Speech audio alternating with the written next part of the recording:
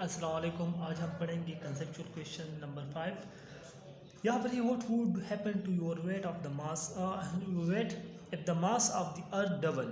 अगर ज़मीन का मास ज़्यादा हो जाए तो हमारा वेट क्या होगा, ज़्यादा होगा या कम होगा। देखिए, ग्रेविटेशन लॉ के मुताबिक F equals to G m1 m2 divide by r square. ये है हमारा मास m, ये है ज़मीन का मास me। तो हम पुट करेंगे यहाँ पर m1 की जगह मास ऑफ अर्थ, m2 की जगह मास ऑफ आवर बॉडी।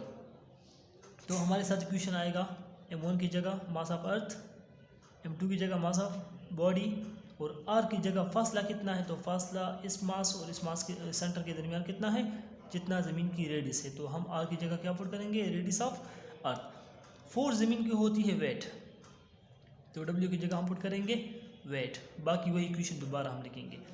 अब अगर हम इस इक्वेशन की तरफ देखें तो वेट का जो इक्वेशन हमारे साथ आ गया वो है G M E m divide by r square. लेकिन ये है इनिशियल इक्वेशन, जब ज़मीन की मास में कोई इंक्रीज़ नहीं है, मतलब इनिशियल जस्ट मास है। अब हम इस मास को क्या करेंगे, क्वेश्चंस के मुताबिक if the mass of the earth double, तो हम एम ई की जगह क्या पुट करेंगे 2 me। तो इस इक्वेशन में हम पुट करेंगे जी की जगह एम ई की जगह हम पुट करेंगे 2 me। तो इस 2 को हम लाएंगे स्टार्ट में यहाँ पर। बाकी जो स्टेटमेंट हमारे साथ है देखिए, expression G M E m divided by r E square. तो ये वही इनिशियल वेट था जो उस टॉपिक में इस प्रीवियस कंडीशन में हमने पढ़ा कि जब ज़मीन के मास में कोई इंक्रीज़ ना आए तो स्टेटमेंट क्या होगी, ये G M E m divide by r E square. तो 2 हम यहाँ पर लिखेंगे और ये था इनिशियल वेट।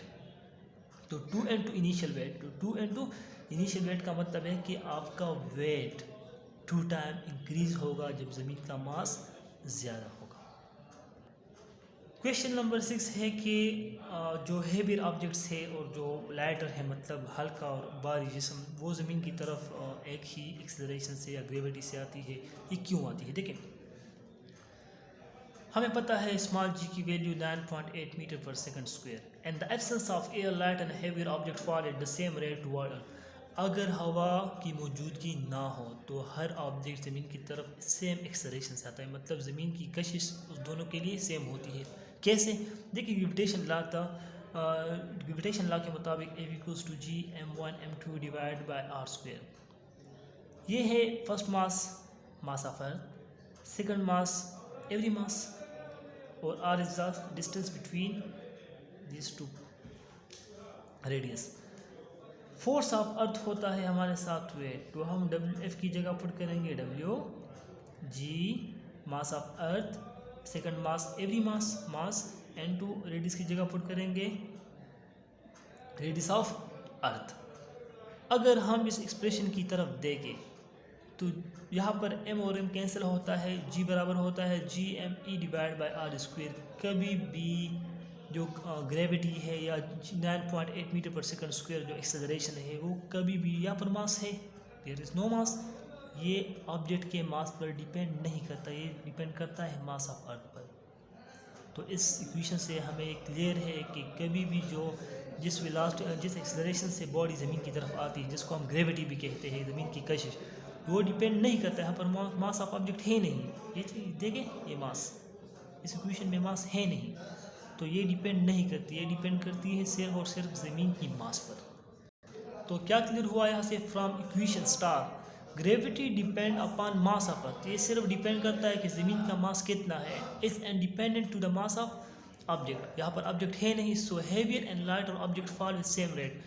तो अगर कोई बॉडी हैवी है या लाइटर है तो उसका जो रेट होता है ज़मीन की तरफ आने का, एक्सेलरेशन, वो हमेशा सेम होगा। क्वेश्चन हमारे साथ है question number 7। The value of G changes with location on earth, however we take same value of G 9.8 metre per second square. जब भी हम न्यूमेरिकल सॉल्व करते हैं, कैलकुलेशंस करते हैं, आपने देखा होगा हम पुट करते हैं 9.8। ये क्यों, मतलब ये तो इंक्रीज़ भी हो सकता है हाइट के साथ, डिक्रीज़ भी हो सकता है। ग्रेविटेशन लॉ के मुताबिक F equals to G m1 m2 divide by r square. अगर कोई ऑब्जेक्ट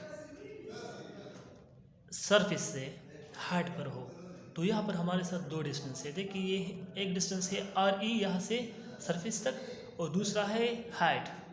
तो हम इक्वेशन में क्या पुट करेंगे, यहाँ पर आर की जगह दो distance are e plus H. तो इस इक्वेशन में फॉर एग्जांपल अगर हम पुट करते हैं आर की जगह आर ई प्लस एच, और यहाँ पर वेट भी होता है, क्योंकि ज़मीन की कशिश को हम क्या कहते हैं, वेट। तो डब्ल्यू की जगह हम क्या पुट करेंगे, एफ की जगह एफ, या डब्ल्यू की जगह हम पुट करेंगे एम जी या m not g, mass of object. Mass और मास यहाँ से अगर कैंसिल हो जाए तो रिमेनिंग इक्वेशन हमारे साथ होता है g equals to capital G mass of earth divide by r e plus h whole square. इस इक्वेशन से हमें क्लियर है कि जी की जो वैल्यू है वो डिपेंड करता है हाइट पर, लेकिन जब भी आप पुटिंग करते हैं तो हाइट के साथ इसकी वैल्यू बहुत कम इंक्रीज या डिक्रीज होती है, मतलब नेग्लेजिबल। तो इस कम चेंज की वजह से हम जी की वैल्यू को मतलब नहीं लेते इतना, वही वैल्यू हम लेते हैं। और अगर इसमें चेंज आ भी जाए लेकिन हम फिर भी क्या पुट करते हैं 9.8 metre per second square. Last question हमारे साथ है, moon is attracted by earth why it does not fall on earth. देखिए ये अर्थ है, ये मून है, मून रिवोल्यूशन करता है अर्थ के इर्द गिर्द, तो ये अगर इसके दरमियान फोर्स है तो ज़मीन इस मून को अट्रैक्ट क्यों नहीं करता, मतलब हो सकता, मतलब ये होना चाहिए कि ये मून ज़मीन की तरफ आए या ज़मीन के ऊपर गिरे, क्यों। देखिए कभी भी सर्कुलर मोशन के लिए जो रिक्वायर्ड फोर्स होता है उसको हम कहते हैं सेंट्रीपिटल फोर्स। वो फोर्स जो किसी बॉडी को सर्कल में हरकत करने पर मजबूर करे। तो अगर हम इस मून की डायरेक्शन को देखें, यहाँ पर इसकी वेलोसिटी ये है, फिर ये है, फिर ये है, तो ये जो चेंज इन वेलोसिटी आती है ये इस मून को सर्कल में हरकत करने पर मजबूर करती है। तो इसलिए यहाँ पर जो फोर्स होता है इसको हम कहते हैं centripetal force. There is gravitation force between moon and earth. यहाँ पर फोर्स है which change the direction of moon. क्या करती है वो, मून की डायरेक्शन हर टाइम चेंज करती है। This change in direction keeps moon in circular path. इस चेंज की वजह से इस फोर्स जो ये चेंज पैदा करती है वेलोसिटी में, इसकी डायरेक्शन में, ये मून को रखती है सर्कल में अगर वो हरकत करे।